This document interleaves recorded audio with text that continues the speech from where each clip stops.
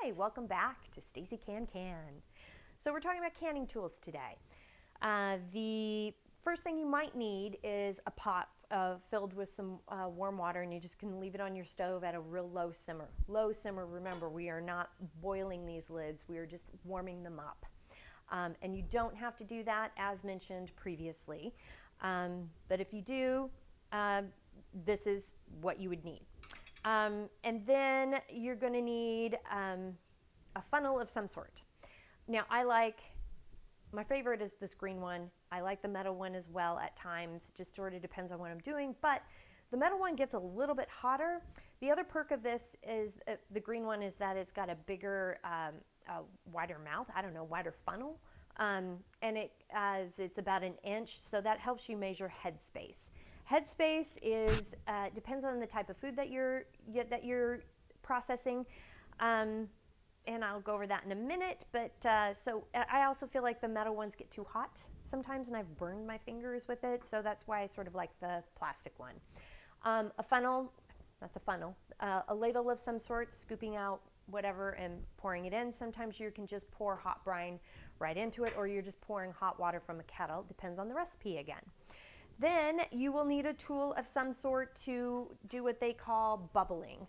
And this is as you put food inside the jar, you're going to need to help remove the bubbles around the outside of the jar as you go. The purpose of that is you need to get as much oxygen and air out of the jar, so when it's processing in there with the food will then help push the oxygen out of the jar through the lid and the ring, and then that's when as the oxygen gets pushed out, that's when the seal will begin and occur, and will push this lid down in the middle, and then you have a sealed jar when it's all said and done and cooled. That's what we need to do. So I use a chopstick. You can also use this is the headspace tool that helps measure how far up in how much headspace or how much fluid or liquid or food is supposed to be in the jar, depending on your recipe. It can either be a quarter of an inch, a half inch, 3/4 of an inch, or a full inch. And this is just a great tool to help kind of show where to measure it from. And you just got to read the recipe. It's going to vary from low acid to high acid foods to whatever the recipe says to do. That's the amount of headspace that you have to leave for a proper seal and for proper preservation in your jar. A lid lifter is great once you're done. Once you're done filling your jar.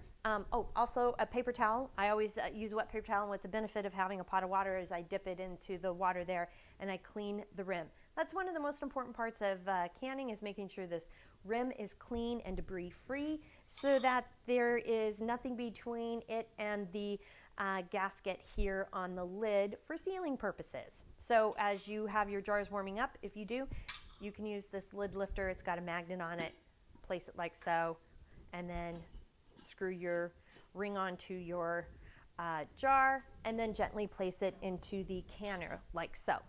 When you're done canning and it's time to pull everything out of the jar, that's why I like to use the silicone pads here, so you don't burn your fingers.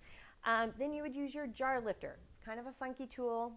This is old style. I think they have a different version nowadays, but I'm just used to using it.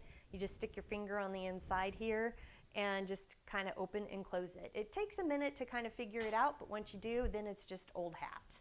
So that's how you'd lift your jar in and out of the canner. So that is, these are the basics of the tools. Also, when you're done, you can write, once you're done once the jars have cooled, you can write on the label itself if you would like, or on the lid itself, or you can get some cute little labels like this, and or a variety of different labels. I have a whole bunch of them online or at the store or wherever you go. You can make your own, whatever you want to do. So that is the tools that you will need for canning. If you have any questions or anything, you can check the show notes for details. You can also like and subscribe below. You can send your questions, comments to me, and suggestions to Stacey, Facebook at Stacey Can. You can at me at Instagram at Stacey Can, and my website www.staceycancan.com. see you next with processing jars.